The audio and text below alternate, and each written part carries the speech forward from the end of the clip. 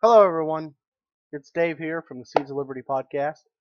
I'm a little bored tonight. Got really nothing to do. So before I go to bed, I'm going to just be breaking down Rand Paul's presidential bid video he put out today, his speech.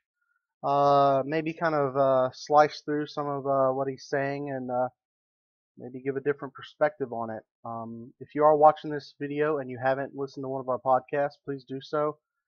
We'd really love to hear your criticisms. You can find this on our other YouTube or on our YouTube channel, youtube.com/the Seeds of Liberty podcast. But yeah, let's get it going. This happened today. This is Senator Rand Paul, and here's some of his populist-laden speech. There we go. Let's press play. Thank you. Right off the bat, they're chanting his name. That's kind of. I have a message. A message that is loud and clear and does not mince words. We've come to take our country back. Okay, alright. Barring that eerie glance right there, that I paused on. I mean, who is we? And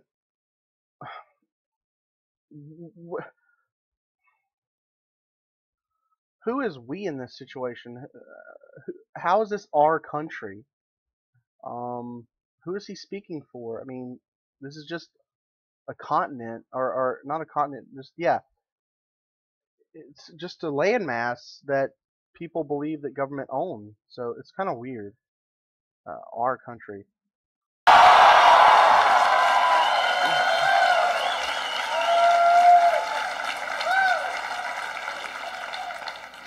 We've come to take our country back from the special interests that use Washington as their personal piggy bank. Another pause. Sorry. Special interests aren't the only people who use Washington as their personal piggy bank. Most politicians clearly get into politics for the money. So, kind of scratching my head on that one.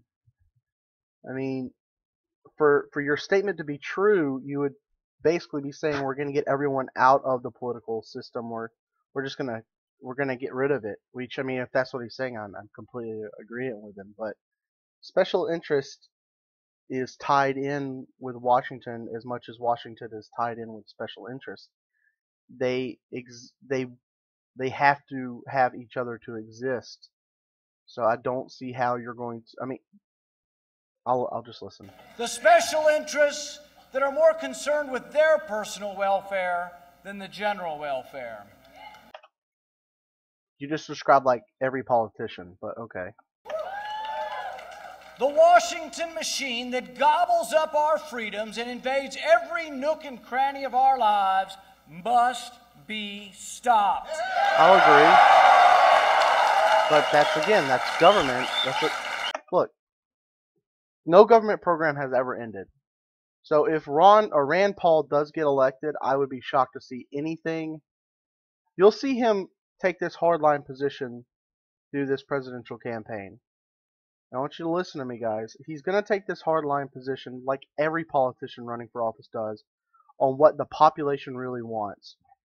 Then he's going to get into office if he does win, and he'll be singing a different tune. Oh, I didn't realize, I didn't realize what was going on. Now that I'm in there, I can't cut this. You guys don't know why, and etc., etc., etc. But since 1935, no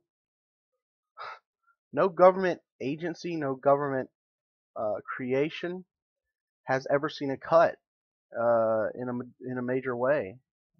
Little cuts here and there they happen, but they're drops in the bucket compared to huge subsidies and huge programs that just will never go away until the government fails.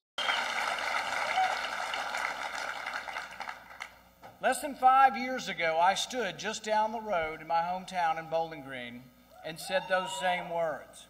I wasn't supposed to win. No one thought I would. Some people ask me, then why are you running?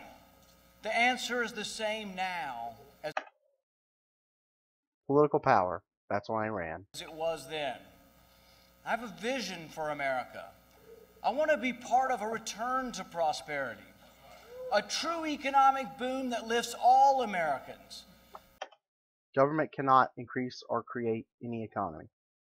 They can only leech off of it like if you went and got a leech, one of those leeches from like a pond, put it on your neck, you would be society, and government would be that huge leech that's just sucking blood out of you. So, you're the economy, the leech is government. I mean, no government policy other than pulling out is going to affect the economy in a positive way. A return to a government restrained by the Constitution. The Constitution will never restrain any government. If you look at China's government and Russia's government, they basically have the same constitution as the United States does. Few minor details here and there, but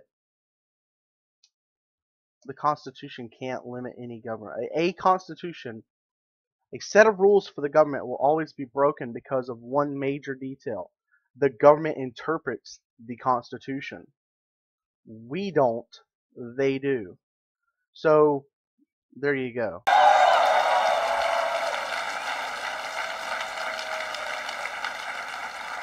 A return to privacy, This cameraman sucks. opportunity, liberty. Too often, when Republicans have won, we've squandered our victory by becoming part of the Washington machine. That's not who I am.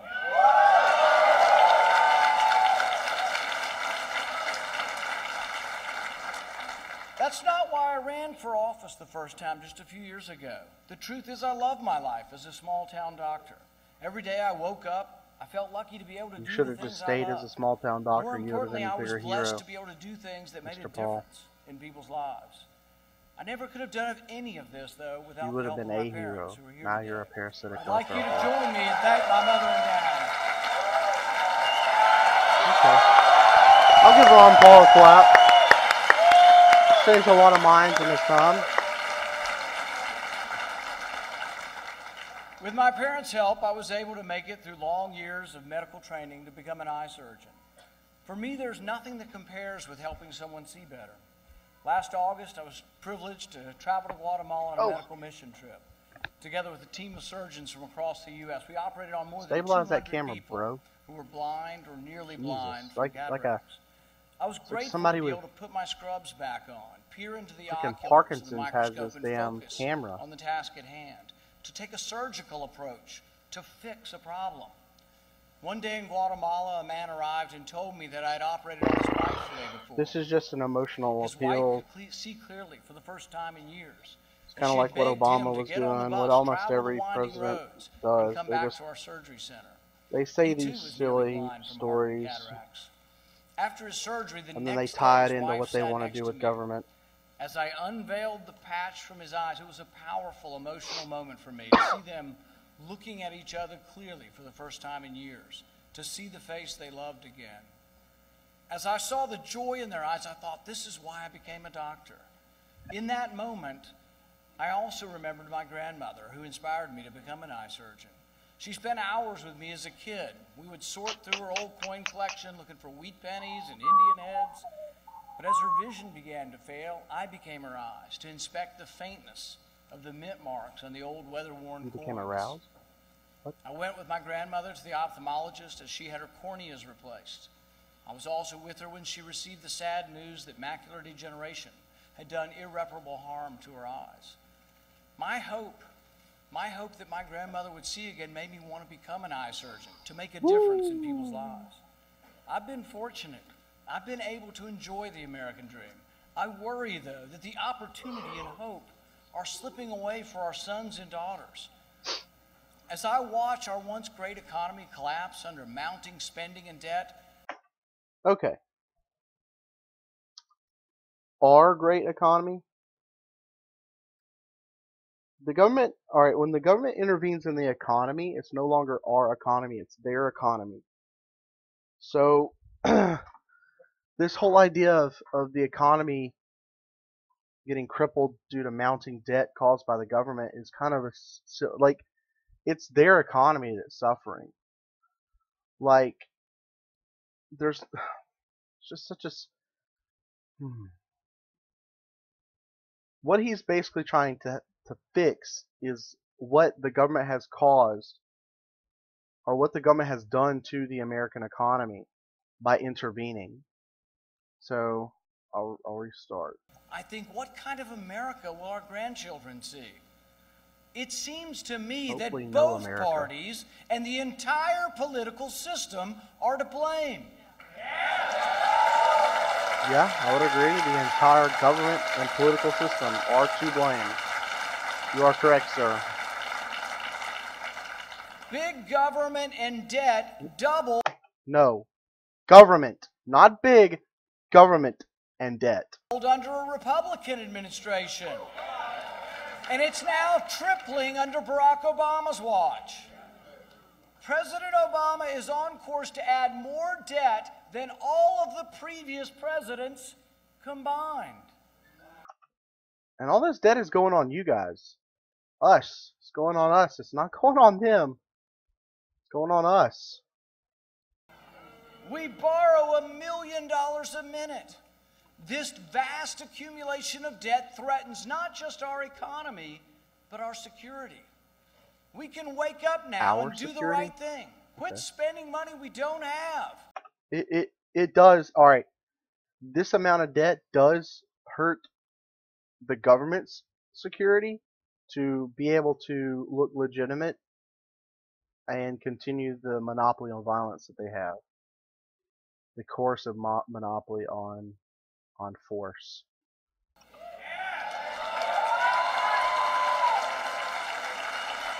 We are not the government, folks. Remember that. This message of liberty is for all Americans, Americans from all walks of life. The message of liberty, opportunity, and justice is for all Americans, whether you wear a suit, a uniform, or overalls, whether you're white or black, rich or poor. In order to restore America, one thing is for certain, though. We must not dilute our message or give up on our principles.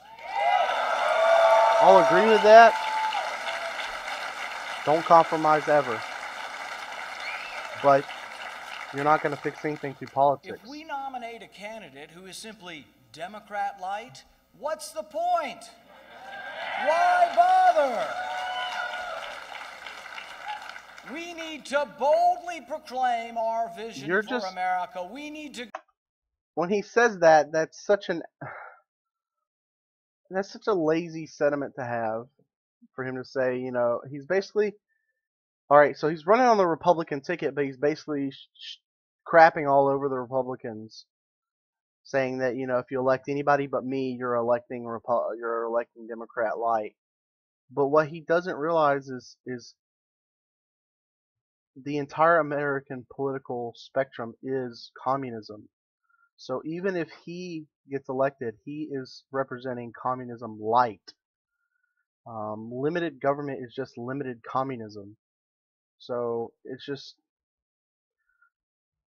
kind of a silly notion that he just put out. Go boldly forth under the banner of liberty that clutches the Constitution in one hand and the Bill of Rights in the other. Okay, so it clutches the document of your enslavement in one hand and the rights that government allows you to have in the other. Good, let's do that. That's freedom. Wave those flags real hard. You're not waving hard enough. Guy in the back. Okay. Washington is horribly broken. I fear it can't be fixed from within. We, the people, must rise up and demand action. We can't fix anything. Let it die. Congress will never balance the budget unless you force them to do so. Congress has an abysmal record with balancing anything. Well, Our that's only because- recourse is to force Congress to balance the budget with a constitutional amendment. Not gonna work. Because even if, okay, so he wants to make a constitutional amendment that says Congress must balance the budget. Okay. Who interprets the Constitution? The government. Okay. So if the government has some kind of rule that they have to balance their own budget, but yet they're determining their budget, they're determining how they interpret the budget, and they're determining how that amendment, if it ever got passed, would be interpreted as well. What's the point in the whole thing? It's kind of silly.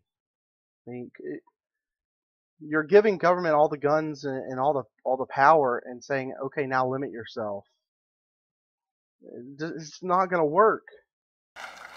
I have been to Washington, and Really? let me tell you, there is no monopoly on knowledge there. I will agree. I ran for office because we have too many career politicians. I believe it now more than ever. We limit the president to 2 terms. All right. I love Ron Paul, but I mean, how long was he in Congress? How long has he been in Congress? It's about time we limit the terms of Congress. That would be a positive step, for sure. Dianne Feinstein's salty ass I want out to of there. reform Washington. I want common sense rules that will break the logjam in Congress. That's why I've introduced a Read the Bills Act. Not gonna help. The bill. Did I pause it? What's going on here?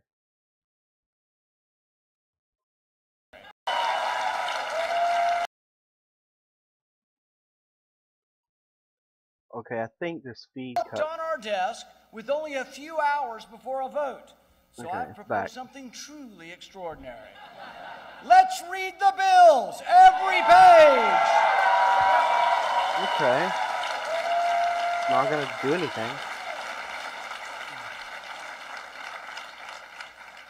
From the time I was a very young boy, I was taught to love and appreciate America. Love of liberty Yeah. pulses in my veins. Well, Not you're because looking in we the have wrong beautiful direction if you think mountains or America white equals sand liberty. beaches, although we do. And not because of our abundance of resources. It's more visceral than that. Our great nation was founded upon the extraordinary notion that government should be restrained and freedom should be maximized. Government can't be restrained. It's never happened. America, to me, is that beacon. We are unique among the nations in that our country stands for freedom. Freedom nurtured our country from a rebellious group This of country has colonies never into the standed world's for greatest freedom. nation. When tyranny threatened the world, America led the way to rid the world of Nazis and fascist regimes. Okay. One could say always, but since FDR, like definitively since FDR, America has been a fascist regime. Don't. All right. While we're sitting here, economic fascism definition right here. All right.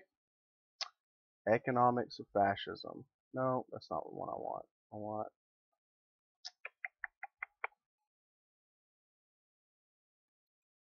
this one. Okay.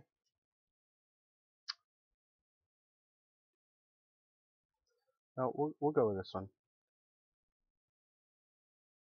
Okay.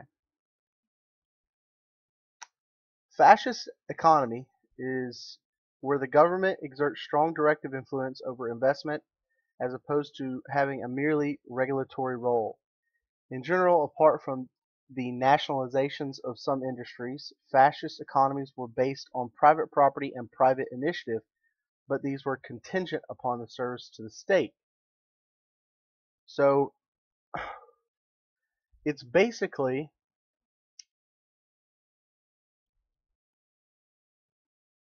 right here.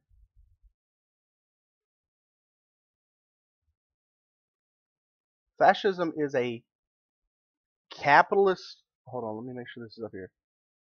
Capitalist economy subject to stringent government controls, violent suppression of the opposition, and a typical policy of belligerent nationalism or racism. So, if you think about that deeply, that is the American system. So, that's a big thing that I really wish I could sit people down and make them realize that,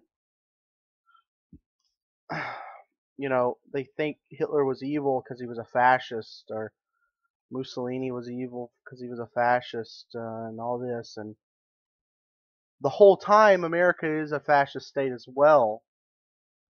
I mean, for instance, they shut down Budweiser, and to stay in business, Budweiser had to start selling water. They had to start making stuff to sell to the military, all this other stuff. So that's fascism. It doesn't work. Government has always a net negative effect on the economy when it interferes. So you can't fight something or be against something when you are it and it make much sense. So I'm going to restart this. Breaking tonight, his presidential campaign. What the? I suck so bad. Can you just start right back where you are? America to me is that beacon. We are unique among the nations Sorry in for that hiccup. our country stands for freedom. Freedom nurtured our country from a rebellious group of colonies into the world's greatest nation. When tyranny threatened the world, that's populist America led mumbo the way jumbo. to rid the world of Nazis and fascist regimes. Resolutely, we stood decade after decade against communism, the engine of capitalism. You've adopted finally every winning pillar out of against communism. The sputtering, incompetent engine of socialism. We won I will the agree Cold there. War. There was no war. You didn't win shit. You put your country in debt. America and freedom are so intertwined that people literally are dying to come here. No. The idea that America and liberty are intertwined is there, but in reality it is not. Fostered in America has unleashed genius and advancement like never before. Yet our great nation still needs new ideas and new answers to old problems. From an early age, I worked. I taught swimming lessons, I mowed lawns, I did landscaping, I put roofs on houses, I painted houses. I never saw work, though, as punishment. Work always gave me a sense of who I am.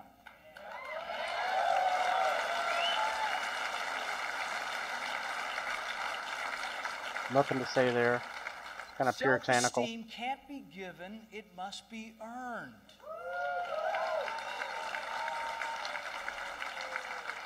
Work is not punishment, work is the reward.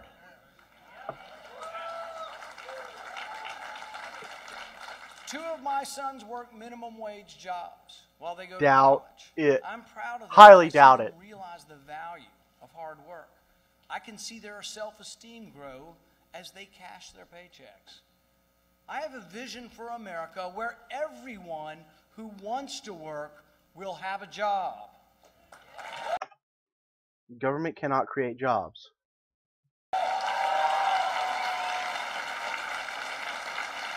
I keep looking over at my other monitor. I should be looking up there. Government cannot create jobs. Ever. Never will, never has. The reward of work seems beyond their grasp. Under the watch of both parties, the poor seem to get poorer and the rich get richer. Trillion-dollar... That's not the party system, that's government. You look at government and you see more and more, like, for instance, the caste system in India was a political system used to keep the poor and perpetually poor and the rich perpetually rich. That's it. Like, that's government. Like, almost every government is essentially that. They want to keep you in your place, and they want some kind of, they want you to just be tax cattle. So it's, yeah. Government stimulus packages have only widened the income gap. Well, no Politically shit. connected cronies get taxpayer dollars by the hundreds of millions, and poor families across America continue to suffer. I have a different vision, an ambitious Sorry for the vision, yawning. a vision that will offer opportunity to all Americans, especially those who've been left behind. My plan includes economic freedom zones to allow impoverished areas like Detroit, West Louisville, Eastern Kentucky to prosper by leaving more money in the pockets of the people who live there. Here's a genius idea. Completely pull taxation out of certain areas. You want to see Detroit turn back into literally the most booming metropolis in the country, in the world? You mark off all of Detroit and say there are no taxes here for 20 years. None. 0% corporate taxes. Alright? 0% income tax, 0%. Do you understand what that would do? Like, that area would be built back up, ran efficiently, and booming in no time. No time. 2 years. Every corporation in America would run there.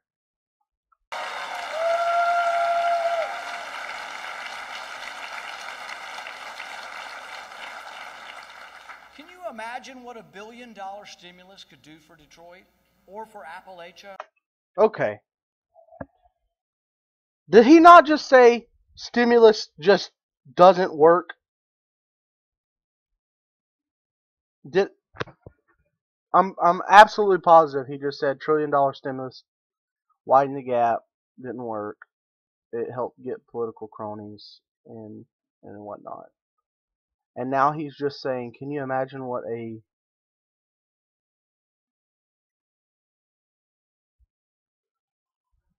okay, let's listen to the people cheer him talk about giving a stimulus that he was just bashing.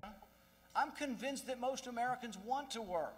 I want to free up the great engine of American prosperity. I want to see millions of Americans back at work. In my vision for America, we'll bring back manufacturing jobs that pay well. How? Impossible unless you remove regulations, taxation, etc., etc., unless you pull government away.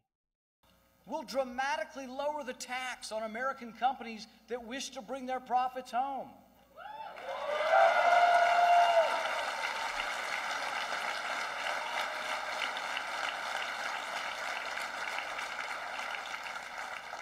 More than $2 trillion in American profit currently sits overseas.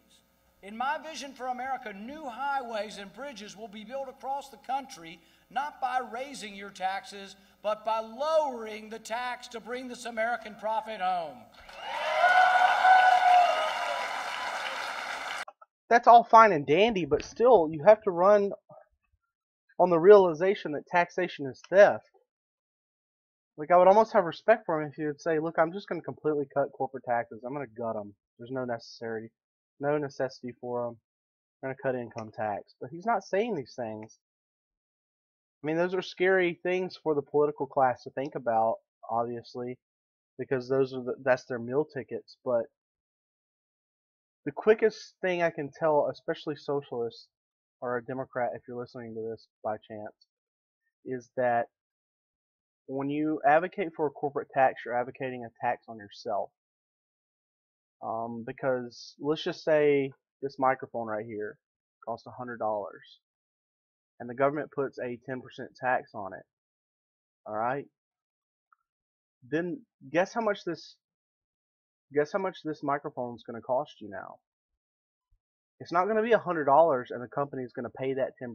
They're not going to eat that. They're going to put it. It's going to be $110. So you got taxed. The corporation didn't get taxed. The corporation never gets taxed. No corporation has ever been taxed. You have been taxed. So government either puts the taxes so high that it runs corporations out of business because they can't sustain competitiveness by keeping their prices down, or the companies are so big and they're able to survive while everybody else collapses, and people have no other option but either buy that at a higher rate or eat it, or them stop selling it. You know, like this microphone. Like if they put a 200% tax on it, you know, they would stop selling microphones because no one will be able to afford it, and the company would go out of business. So it really irks me when I hear, especially liberals, especially socialists, like hardcore, like people that like claim to be socialists, say that corporate taxes should be higher. They're basically saying, yes, I want to be poorer. That doesn't make sense to me. Like I don't really understand. I don't really know if anyone actually believes that they want to be poorer, like and fully 100% admit it.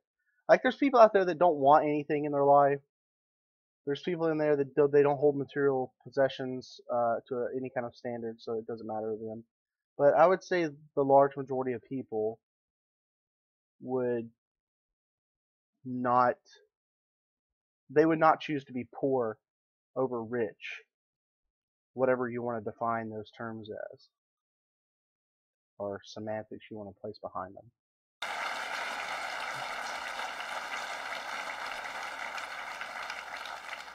Even in this polarized Congress, we have a chance of passing this.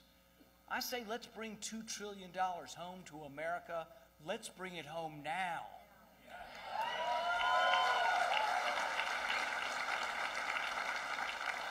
Not going to happen. Liberal policies have failed our inner cities. Let's just get the facts straight. They have failed our inner cities. Our schools are not equal, and the poverty gap continues to widen. There's a reason for that, Mr. Paul. Martin Luther King spoke of two Americas. He described them as two starkly different American experiences that exist side by side. In one America, people experience the opportunity of life, liberty, and the pursuit of happiness. In the other America, people experience a daily ugliness that dashes hope and leaves only the fatigue of despair. Although I was born into the America that experiences and believes in opportunity, my trips to Detroit, to Appalachia, to Chicago have revealed what I call an undercurrent of unease. It's time for a new way. Most of the issues in those areas that he just said were completely and utterly caused by government. Yeah, completely caused by government, now that I think about it. You look at Detroit, for instance, the taxes and the unions completely sucked that place dry. Absolutely. And, you know, there was a time when the automakers, the biggest problem with the auto industry that really crippled Detroit when they all left is they were getting out of the high taxes that Michigan and Detroit had on, you know, their industry. So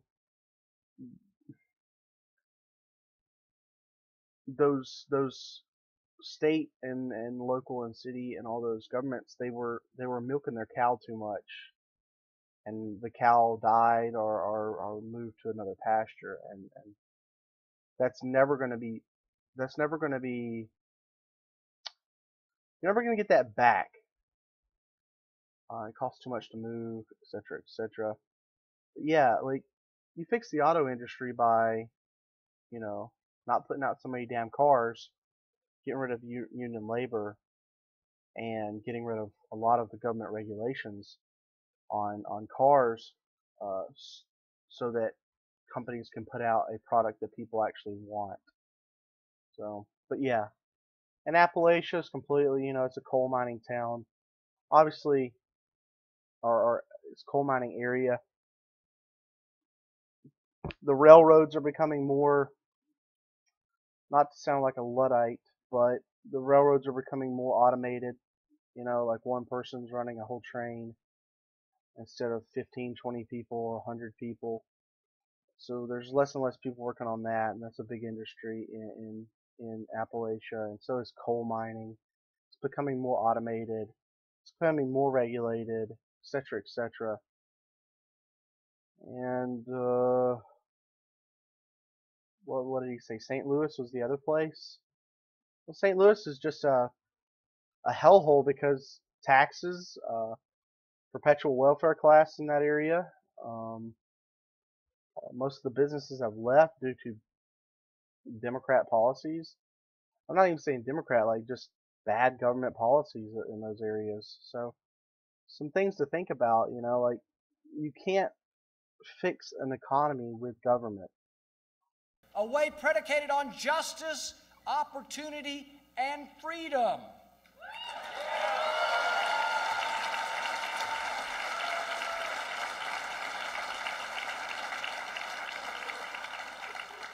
Those of us who have enjoyed the American dream must break down the wall that separates us from the other America. I want all our children to have the same opportunities that I had. We need to stop limiting kids in poor neighborhoods to failing public schools and offer them school choice. He was real choicey with his words right there. And if you honestly, I know this sounds like this is probably going to melt some minds out there, but if you really wanted to fix these minority areas, if you want to call it that, if you wanted to fix these urban areas, instead of public schools and stuff, you could give huge tax breaks to corporations that would build up centers. Instead of having a public school there, have them build up centers that would, teach kids the basics, math, reading, writing, and all that, and then teach them a trade that is needed. It's really weird. The whole thing is it's a really weird thing to conceptualize and think about, really. And I honestly don't know if there is a fix. But yeah, I mean, he's basically insinuating charter schools, but you're still everyone in the area is still getting robbed to pay for those charter schools to exist. So it's kind of weird. Hold on.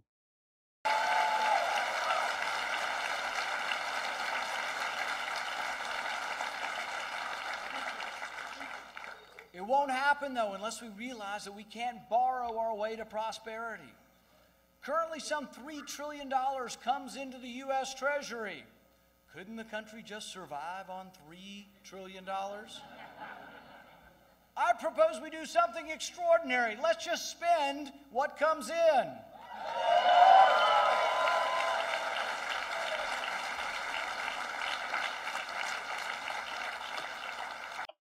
Okay, there's a lot implied on that, but if the government, essentially right now, as we speak right now, if the government only spent what it took in, people on Social Security, Medicaid, like you would have to shut down Social Security, Medicaid, Medicare, SNAP, all these huge welfare, and all these huge corporate welfare subsidies that are put out. I just don't think that a lot of people, if you look through this and it was explained to you like I'm explaining it to you right now, like if I walk up to the welfare recipient And I tell them, whether it be like someone who works at Boeing or someone who works at Lockheed Martin or someone who's sitting on sitting in the front yard all day or sitting in the house all day eating government cheese and watching their television that was paid by the government, living in a house that was paid by the government, etc., etc. They're not gonna put this guy in office if he. You're not going to be able to pay those unfunded liabilities, as they're calling them, if the government runs on its own budget. It just is impossible because they're so far down the rabbit hole now, and they promise so much that they're never going to be able to pay it without incurring massive debt. So it really doesn't matter who president. I mean, I honestly believe that if someone came in there, government came in there, like you're seeing it in Greece, you're seeing it in France, you're seeing it in England, you're seeing it in all these countries over in the Eurozone, when they try to put in austerity measures to curb, debt, to try to at least pull the government, like steer the government back into a direction of solvency, which government can never be solvent, or the idea of solvency. The people riot, they get crazy because they don't look at they look at it as they've been promised that, and the communists come in and they take over the political debate and they say what do you just want to throw people out in the streets and stuff like I honestly believe that it would be rough times, like if the government came out, like if let's just say Ron Paul or Rand Paul does get elected and he has a full Republican Congress, and they go in there and they say we're going to make such drastic cuts to welfare and government subsidies to businesses and such. Like there would be people rioting in the streets. There would be major labor unions, going on strike because their jobs are going to be getting cut and stuff. And like, I don't think Americans are strong enough to admit that there's a problem right now. The large majority of them, I just don't think they are willing to. Like,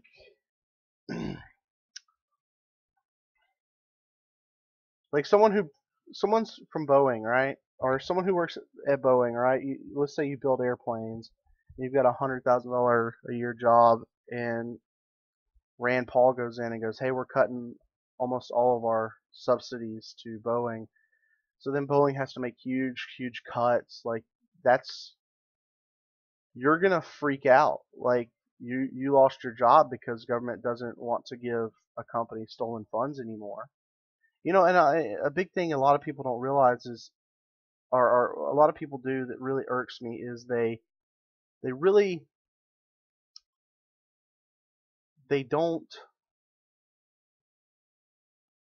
mischaracterize welfare. Like if you took everybody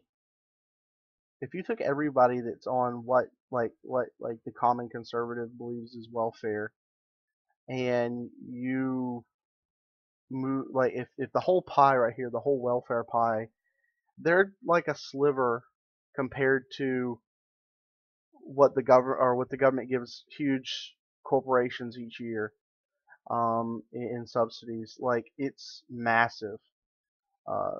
So I think the first thing he should be preaching right now. I haven't listened to the whole speech, but he really should. If he was worth his salt, he would be saying, if I get in presidency, we're just going to completely cut any corporate welfare, completely. We don't have any money left. So it's one of those things where he's not going to say that because the corporations are going to have, and the banks and the Fed are going to have in the presidency who can keep the puppet show going the longest. So what he's saying a lot is true, but it's not going to happen.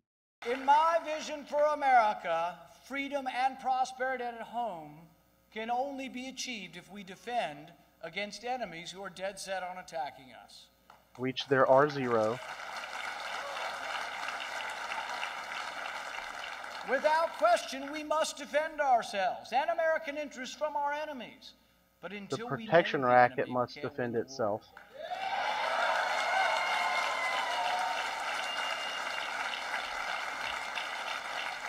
I'm going to try not to pause anymore, guys. The enemy is radical Islam. You Oh, can't yeah. get around it. The boogeymans. And not only will I name the enemy, I will do whatever it takes to defend America from these haters of mankind.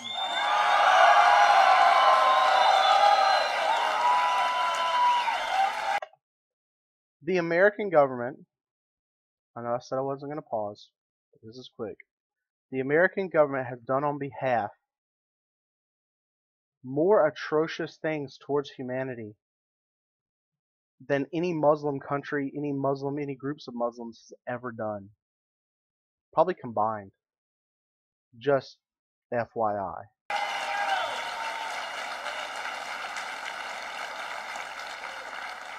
We need a national defense robust enough to defend against all attack, modern enough to deter all enemies, and nimble enough to defend our vital interests. But we also need a foreign policy that protects American interests and encourages stability, not chaos. Well, government can only create chaos, Mr. Paul. You should know that. At home, conservatives understand that government is the problem, not the solution. There you go. Conservatives should not succumb, though, to... He admits it. I'm sorry, I keep looking over here. That's my video of me. I'm trying to look at myself. But he admits it. Government is the problem. But just earlier, he was saying that we should probably give Detroit $1 billion stimulus. Just thought. To the notion that a government inept at home will somehow succeed in building nations abroad. Yeah, that's stupid.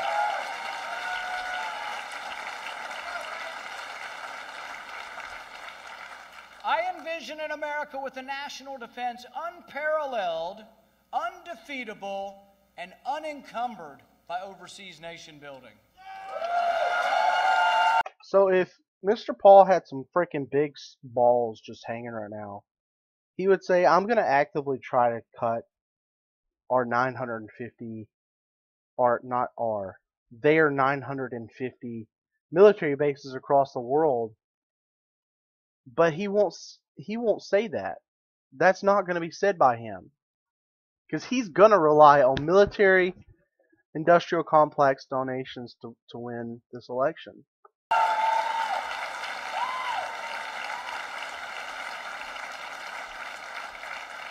I envision a national defense that promotes, as Reagan put it, peace through strength. Keynesian economics. I believe in applying Reagan's approach idiocy. to foreign policy to the Iran issue. Successful negotiations with untrustworthy adversaries are only achieved from a position of strength. Okay. We brought Iran... All right. As far as I know, America is the largest importer of gasoline to Iran. What does a country run on, one must ask?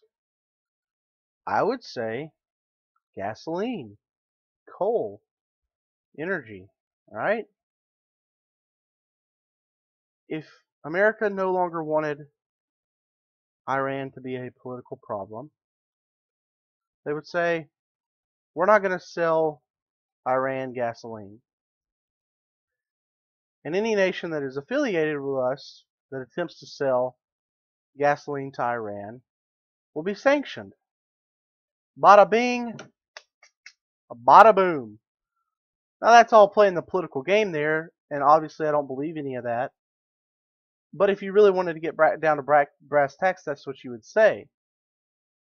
Iran could do nothing if they got zero gas, even for a year, even for 3 months. If their gas supply was shut off, their economy would collapse. So it's just kind of silly to think that Iran is any threat to the United States or any person in the United States. And to the table through sanctions that I voted for. Now we must stay strong. That's why I've co-sponsored legislation that ensures that any deal between the U.S. and Iran must be approved by Congress. I mean, if we're going by the Constitution, that has to happen.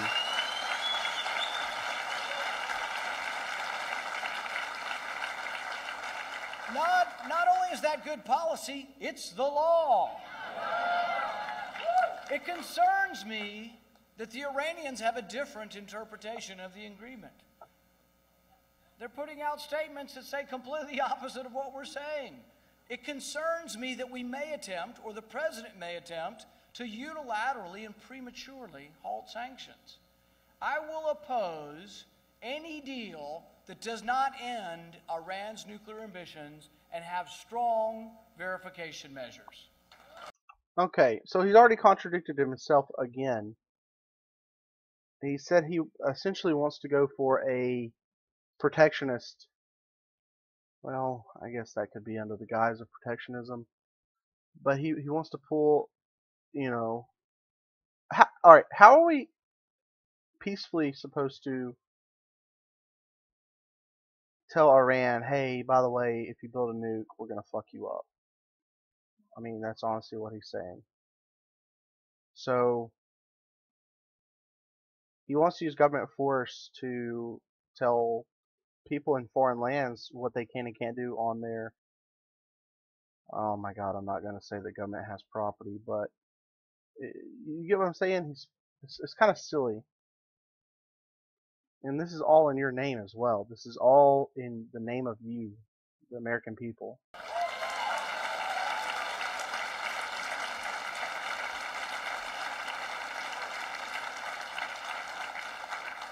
And I will insist that the final version be brought before Congress. The difference between President Obama and myself, he seems to think you can negotiate from a position of weakness. Yet everyone needs to realize that negotiations are not inherently bad, that trust but verify is required in any negotiation, but that our goal always should be and always is peace, not war. That should be the goal of everyone. Peace. No duh. We must realize, though, that we do not project strength by borrowing money from China to send it to Pakistan.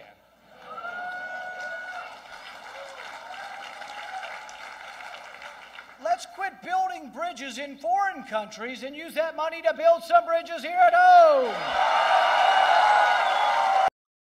It's all stolen money. Why not give that money back to the taxpayers and let private companies start building bridges? Just a thought, Mr. Paul.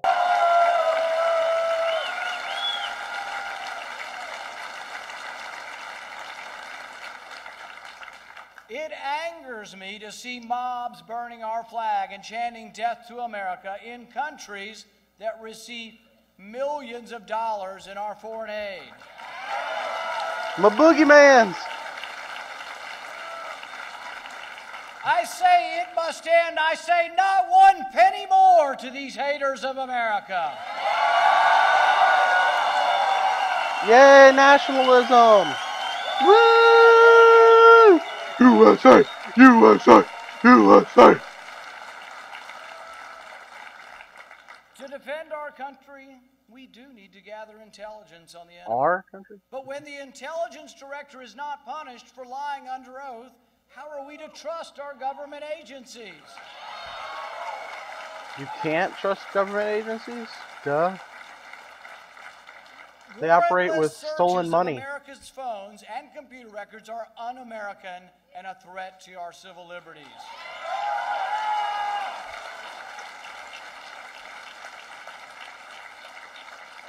Yes. I say that your phone records are yours. I say the phone records of law-abiding citizens are none of their damn business.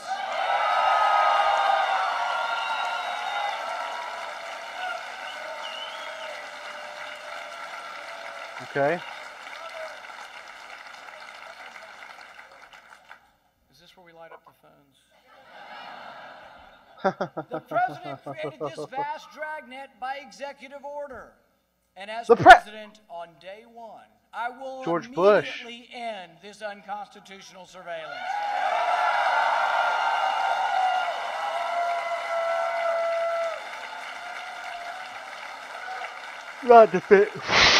I'm not defending Obama, but I believe George we Bush can kind of did have the liberty and Patriot Act security, there. and I will not compromise your liberty for a false sense of security. Not now, not ever. The idea of government is a false sense We of must security. defend ourselves, but we must never give up who we are as a people. We must never diminish the Bill of Rights as we fight this long war against evil. Oh, We like must believe in our founding everything that the documents. government has We done? must protect economic and personal liberty again. Government can't protect America anything. has much greatness left They have in to it. steal to We are exist. still exceptional, and we are still a beacon for the world. We will thrive when we believe in ourselves again. I see an America strong enough to deter foreign aggression, yet wise enough to avoid unnecessary intervention. I don't. The welfare warfare state must be propped up with welfare and I see warfare. an America where criminal justice is applied equally, and any law that disproportionately incarcerates people of color is repealed.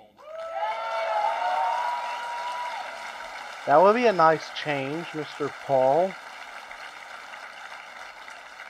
But I don't see what color has to I do with see an anything. America with a restrained IRS that cannot target, cannot harass American citizens for their political or religious beliefs. I see an America with no IRS, Mr. Paul. How about that? I see our big cities once again shining and beckoning with creativity and ingenuity, with American companies offering American jobs. With your help, this message will ring from coast to coast.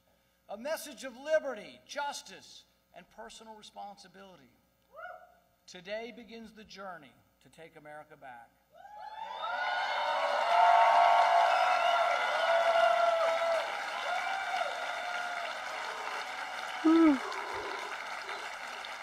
Hey, who has it now? To rescue a great country now adrift, join me as together we seek a new vision for America. Today, I announce with God's help, with the help of liberty lovers everywhere, that I am putting myself forward as a candidate for President of the United States of America.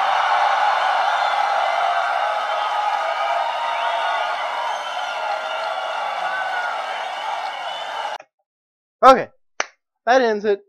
Sorry if it bored you. Sorry if you hated this video. I've got 2 minutes until an hour, so I'm just going to kind of wrap up my thoughts on this. I think he's got good intentions. I think his father had good intentions. I don't think he's going to win. I do think a lot of conservatives and people that like to call themselves libertarians, some refer to it as big L libertarians, are going to eat this guy. They're going to love him. They're going to eat it up. They're going to really, he's going to be very popular for a while. But the military-industrial complex, the banks, they're going to get the guy in there that they want. They're going to get the puppet they want. Government at this point in the game is never going to change. It won't change for any kind of idea of better. The best thing I can tell you guys to do is Google voluntarism, read about it, learn about it, read Rothbard, read about real liberty. There's a book by Larkin Rose called The Most Dangerous Superstition that will really put a lot of government coercion and government just inherent fallacies to light in your brain, and make you really realize that like government can't fix anything. They first have to steal. They first have to become a parasite to attempt to fix anything. And if they did fix it, they would prove that they're not necessary. So government's never going to fix anything. because the minute they prove that they're not necessary, they go away. So it would be like, it's like, the best thing I can describe is if someone came out with a cure for AIDS, but the same company also came out with a treatment for AIDS, which one do you think they're going to try to sell? They're not going to do the altruistic thing and sell the cure. They're going to sell the treatment because that's where they sustain themselves. So when you look at government and they try to fix a problem like the war on drugs can't be won. Because if it was won, if the whole world just said, oh, we're not going to do any drugs, we're going to end it all, and no one did drugs, then what is that government department going to do? They're just going to sit around and twiddle their thumbs, or they're going to get shut down. So that's never going to happen. So if you look for governments to fix problems, they're only going to put a band-aid on it that only they can pull off and reapply another band-aid on. And I think that's a lot of I think a lot of what Mr. Paul says is just that. We're going to try to fix things, but all it is putting another band-aid on a tumor upon society. I mean, get out. That's the only thing I can tell you guys is get out. Get out. Get out of the system. Pull yourself away from the political system. It's never going to work. And the faster you're willing to accept that, it's for the better. This is Dave from Seeds of Liberty, signing off. I hope you enjoyed this video.